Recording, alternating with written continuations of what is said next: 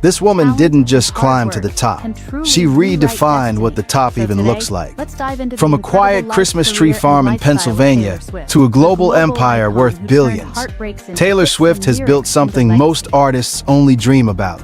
But here's what's crazy. While the world sees the sold-out stadiums, the record-breaking streams, and the cultural phenomenon, very few understand how she turned raw talent and fearless decisions into a real, lasting fortune. Custom mansions across the country, a fleet of luxury whips that turn heads, and a business mind sharper than any executive in the room.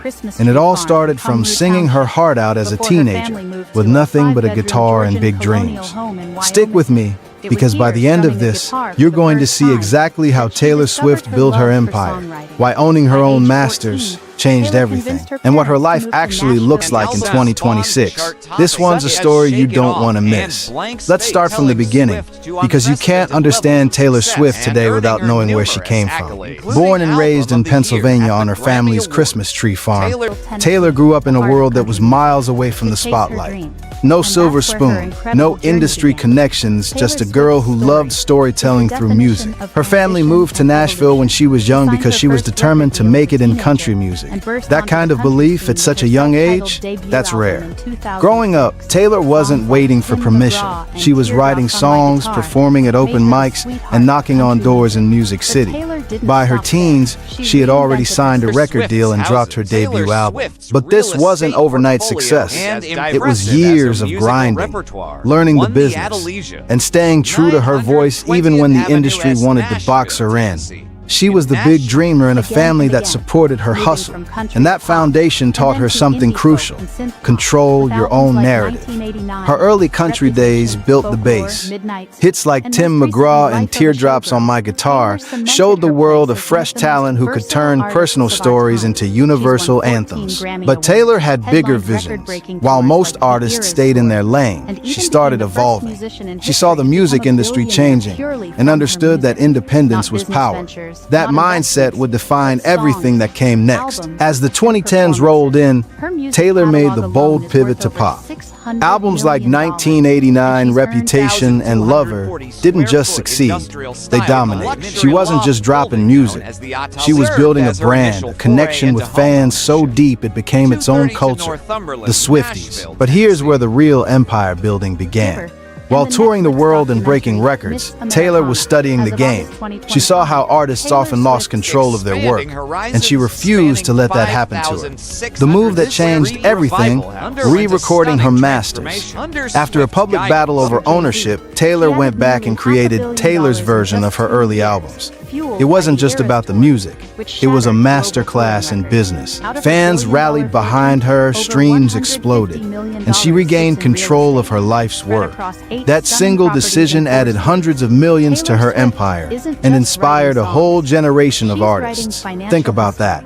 A young woman from Pennsylvania outsmarting the traditional music machine with nothing but strategy and fan loyalty. Then came the Eras Tour. If you thought Taylor was big before, this was something else entirely. A global phenomenon that grossed over $2 billion, becoming the highest-earning tour in history. Night after night, stadiums full of fans singing every word. Every era of her career brought to life. The economic impact was insane. Hotels, merchandise, entire cities boosted just by her shows. But for Taylor, it wasn't just about the bag. It was proof that when you build genuine connection, the rewards follow. And through all of it, she stayed disciplined, reinvesting, diversifying, protecting her peace while expanding her reach.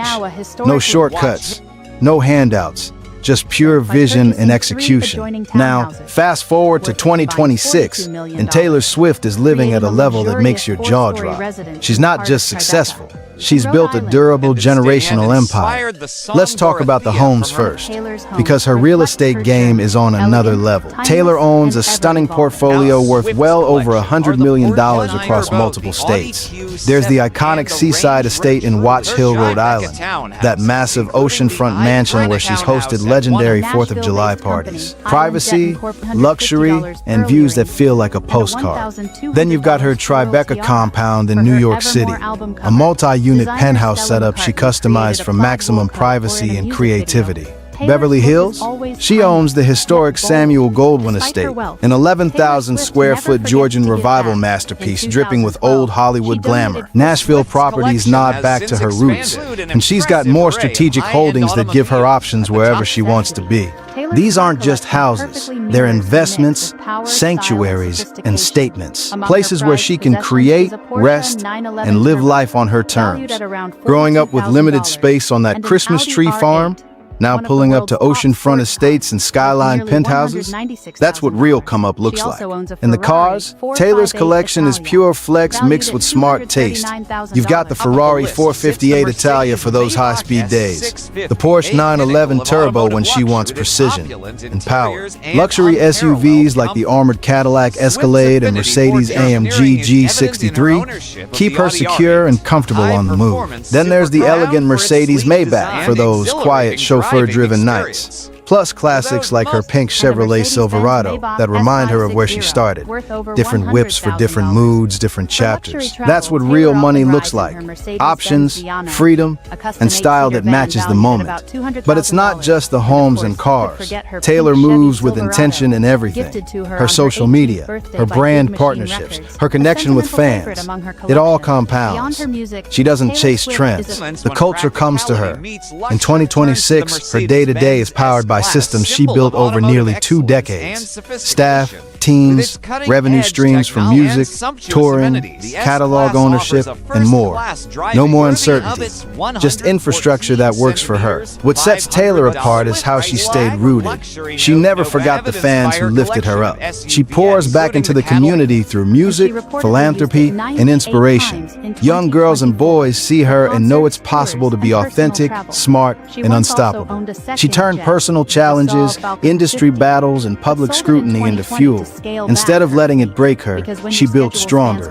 Her empire isn't one thing.